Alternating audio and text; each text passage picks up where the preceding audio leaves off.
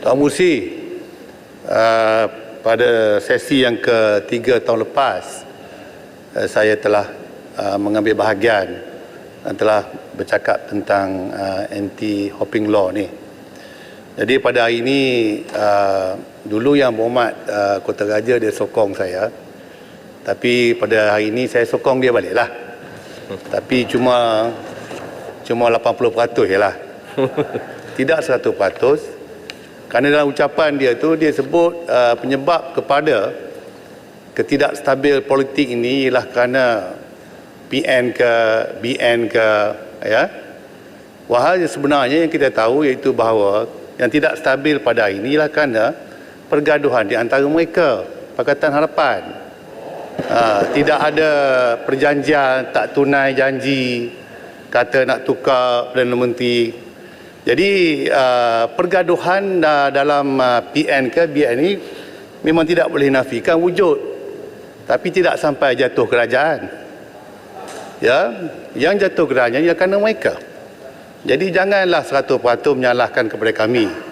Kami telah mengatakan itu bahawa kami akan jadi pembangkang UMNO, khususnya BN, selama 5 tahun. Tapi disabitkan oleh kerana perselisihan faham mereka, maka itulah penyebabnya kestabilan politik. Sebab itu ucapan dia tu 80% saja saya sokong. Tapi saya sokong anti-hopping law ini mesti dilaksanakan. Ya, dia mesti dilaksanakan. Tidak boleh kita memberi apa-apa alasan untuk menyatakan bahawa kita tidak boleh melaksanakan. Sebab kepada saya yang penting pada hari ini, tidak perlu saya difahamkan iaitu jemaah menteri di kalangan mereka tidak ada persefahaman daripada segi macam mana bentuknya, iaitu rang undang-undang anti lompat ini.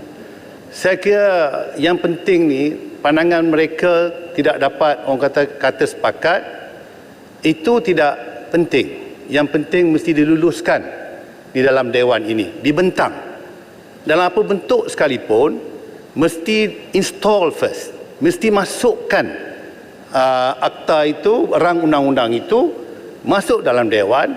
Dan kalau ada apa-apa kelemahan ke apa, kita bolehlah tweak dalam apabila bentang, nanti dalam peringkat jawatankuasa, kita boleh tambah yang mana kita merasakan itu bahawa tidak adil ke apa ke.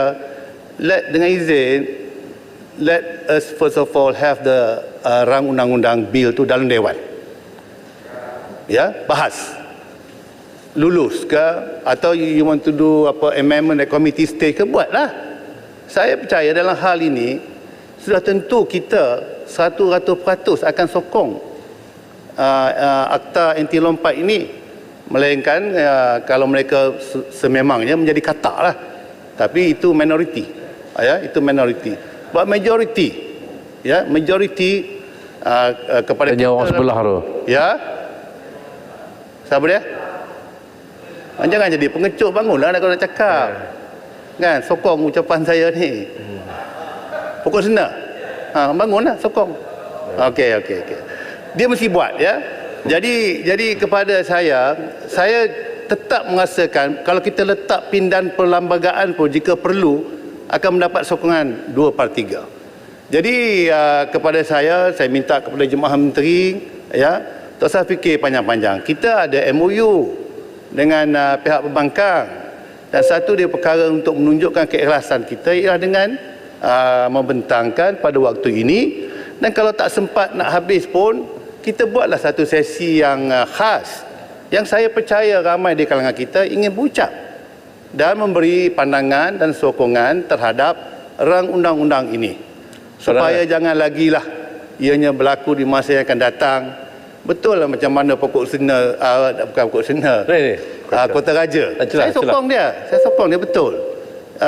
Kita tak boleh dah ni anti melompat-lompat ni, memalukan. Ya, memalukan dan memanjangkan lagi kestabilan yang disebabkan oleh PH yang terlebih awal itu. Jadi saya tidak akan mencadangkan apa pada hari ini. Saya cuma nak mengatakan, minta kepada kerajaan, bentanglah, ya. Kalau bentang, dan kalau perlu nak dipindah, kita pindah satu sesi yang lain.